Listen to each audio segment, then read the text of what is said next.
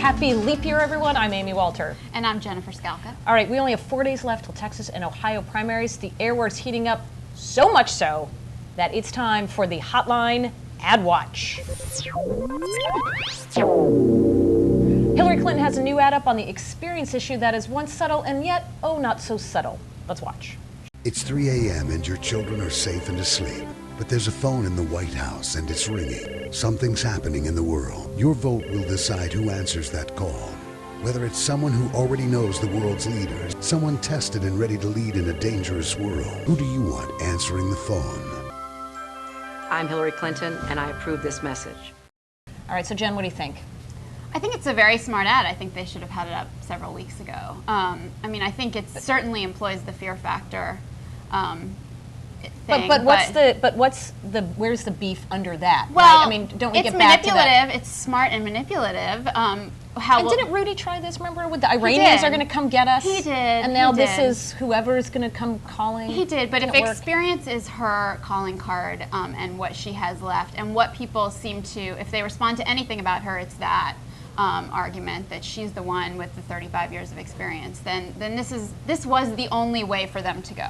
I think at this point. Do you think maybe when she's picking up the phone during the thing at the end that it maybe should have been red? Perhaps and flashing lights, flashing, saying I've done that before. But do you think this also opens her up to criticism that, well, she's never had to take a 3 a.m. call. She's been a United States senator, and before that, First Lady. She was First Lady. So this is not like Wesley Clark or somebody else who's actually had to get middle of the night, big push the button calls. Right, and in fact, on the phone today with Howard Wolfson and her whole team, they had a little trouble answering a question about when in fact she's had to take a call like that. There was a very long pause. Interesting. So both candidates also have Spanish language ads up. Let's take a look. Soy Barack Obama y yo apruebo este mensaje.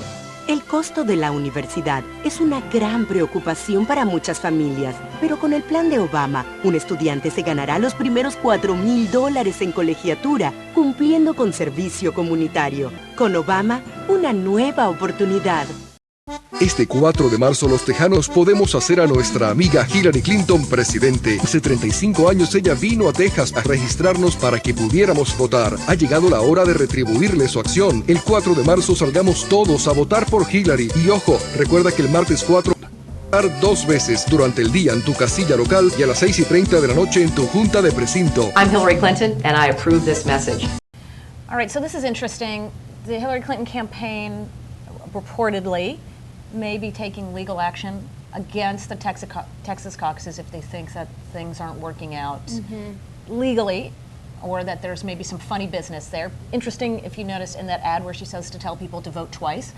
Bill Clinton on the stump has been complaining about the fact that Hillary Clinton could win the primary in the day and then he says and lose it at night. So there's already some suggestion that maybe the Clinton campaign isn't going to let the election be over on the 4th. What does that do to them?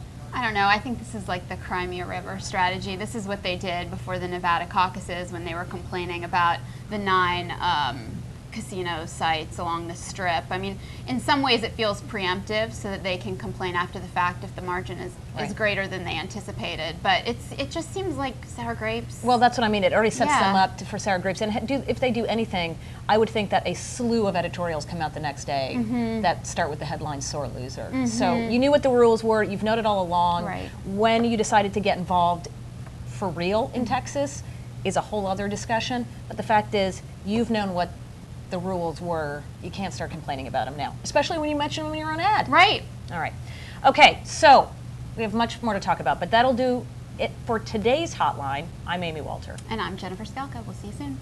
Hasta la vista. Baby.